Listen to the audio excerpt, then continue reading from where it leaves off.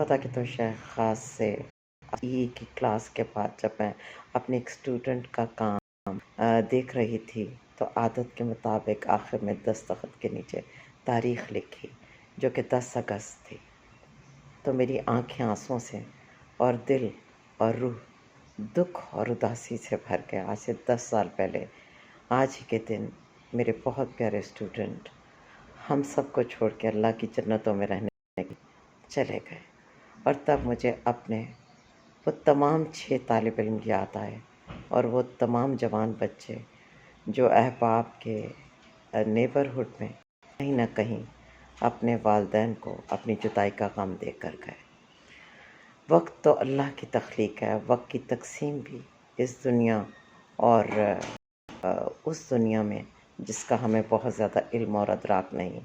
وہاں موجود ہے۔ قرآن پاک میں بھی اس تقسیم کا ذکر ہے، لیکن کبھی کبھار سوچتی ہوں کہ یہ وقت کا ایک ہم نے نظام قائم کر لیا ہے جس میں تاریخیں ہیں، گھڑی کی سوئیاں ہیں، اس طرح کے پیمانے ہیں۔ پتہ نہیں یہ کس حد تک ٹھیک ہے دنیاوی نظام کو چلانے کے لیے، دنیا کے نظم و نسق میں تو اس کا ایک بڑا مثبت رول ہے، لیکن جب یادوں کو دیکھتی ہوں تو سوچتی ہوں کہ دنیا میں ہر گھڑی سے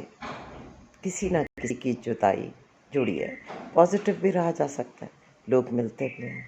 ہر دن ہر تاریخ یہ ہمیں یاد کراتے ہیں بہت سے اہم دن جو جدائیوں کے ہو سکتے ہیں، آزمائشوں کے بھی ہو سکتے ہیں، تکلیفوں کے بھی، مصیبتوں کے بھی، شکر کے بھی، محبت کے بھی، بہت میٹھی یادوں کے بھی۔ مگر سوچتی ہوں کہ اگر نہ ہی ہوں تو اچھا ہے، ہم کون سا یہاں ہمیشہ رہیں گے، بس ایک رول ہی تو ہے جسے نبھانا ہے۔ آتے ہیں چلے جاتے ہیں، اور کتنے دن کسی کی یاد میں رہ سکتے ہیں، وقت تو بس بھاگتا جا رہا ہے۔ وہ کہتے تھے نا آج مرے کل دوسرا دن، تیسری نسل کے بعد کسی کو نام بھی نہیں یاد ہوتا، تو انسان کی اتنی عارضی زندگی میں کیوں ان تاریخوں، ان ماہوں، سال اور گھڑی کی سوئیوں میں ہم نے خود کو پھنسا رکھا ہے۔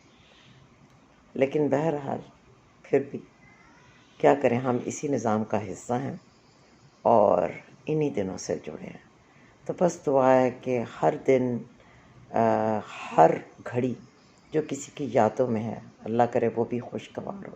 لوگوں کے لیے، ہر دن اس کا ہر پہر ہر لمحہ خوشی، عزت، کامیابی، تحفظ، امان اور ایمان سے بھرا ہو۔ اللہ سب کو اپنے حفظ و امان میں رکھے۔ اللہ پاک پوری دنیا میں جتنے بچے ہیں ان کو اپنے حفظ و امان میں رکھے، والدین کے کلیجے ٹھنڈے رکھے، آمین ثم آمین۔